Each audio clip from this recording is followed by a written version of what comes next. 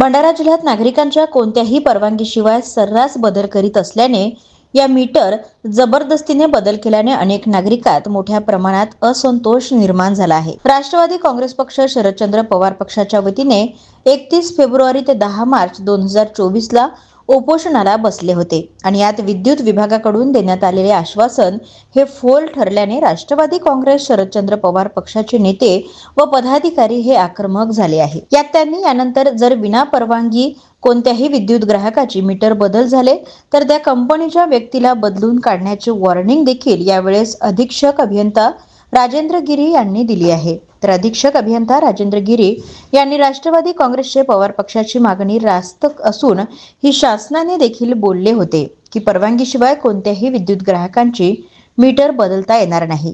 यापुढेही प्रत्येक ग्राहकाला परवानगी दिल्याशिवाय मीटर बदलू देणार नाही असे आश्वासन दिले गेले आहे। भंडारा एमएससीबी कार्यालय अधीक्षक अभियंता यांना आम्ही निवेदन दिलं।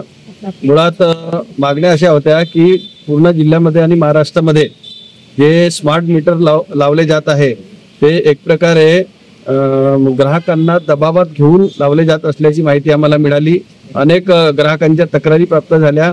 एकीकडे महाराष्ट्र शासनाने आणि महाराष्ट्र शासनाचे मुख्यमंत्री आपले देवेंद्रजी फडणवीस जे या राज्याचे मुख्यमंत्री आहेत आणि ते ऊर्जा खात्याचे मंत्री सुद्धा आहेत, त्यांनी मध्यंतरी जाहीर केलं होतं की आम्ही स्मार्ट मीटरसाठी कोणाला सक्ती करणार नाही, जबरदस्ती करणार नाही।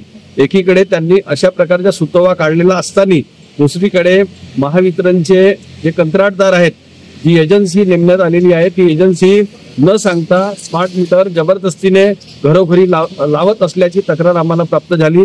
राष्ट्रवादी काँग्रेस पक्ष शरदचंद्र पवार पक्षाच्या वतीनं आम्ही अधीक्षक अभियंता यांच्याशी भेटलो, त्यांना निवेदन दिलं, सविस्तर चर्चा झाली आणि त्यांनी त्या एजन्सीला सांगितलं की तुम्हाला जबरदस्ती कोणालाही करता येणार नाही। त्यासंबंधी ते आज तात्काळ एक आदेश काढणार आहेत आणि त्या एजन्सीला निर्गमित करणार आहेत। दुसरी मागणी होती की शासनानं भविष्यामध्ये आम्ही 300 युनिट पर्यंत विद्युत बिल माफ करू अशा प्रकारची घोषणा केली होती, त्याची अंमलबजावणी करावी।